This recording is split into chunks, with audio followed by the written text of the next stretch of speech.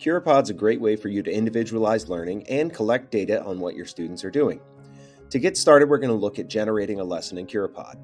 When I go to Generators on the left-hand side, I can see all of the different options of things that I can create with Curipod, from full lessons to lesson hooks, mini projects, discussion questions, brain breaks, and even exit tickets. To get started, I can select any of these topic starters here, or I can begin using interactive elements such as polling, word clouds, personalized feedback, or even format my different slides. There is an option to embed full screen media. So when I add this option here and I click to drag or add my image, I can upload files from my computer, or I can integrate any of the apps down here at the bottom.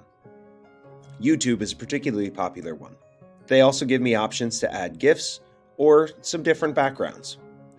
If I select YouTube to begin, all I have to do is paste the link from sharing my YouTube right here, and it will embed right into my presentation.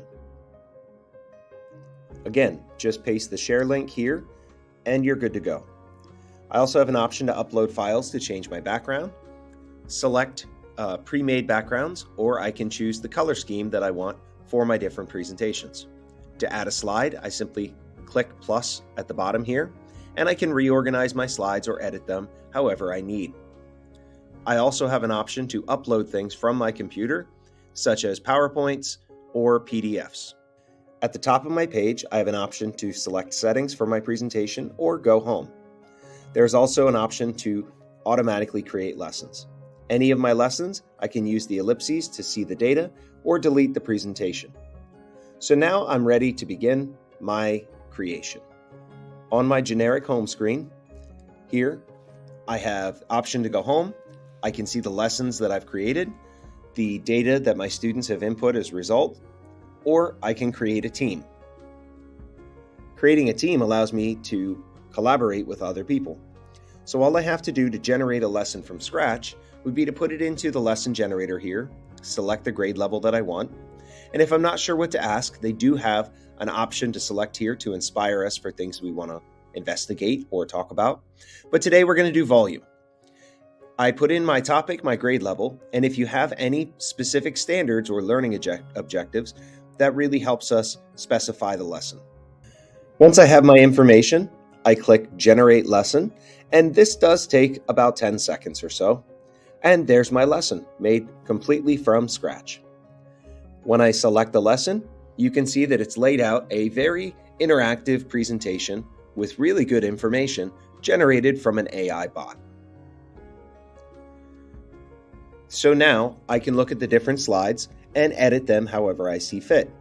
So what's the measure the amount of space an object takes up? Well, this is a lesson on volume. So it gives me information on volume and also some key details that I'm going to be studying. And all of my pieces are interactive. So I can edit these or I can add whatever I would like to my presentation to make it better.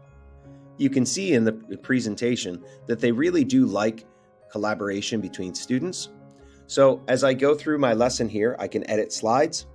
They have already added some polls and things to collect data. And anything that I want to change, I simply select on the slide and begin to type. This makes it really easy to personalize my lesson and add whatever I would like into it.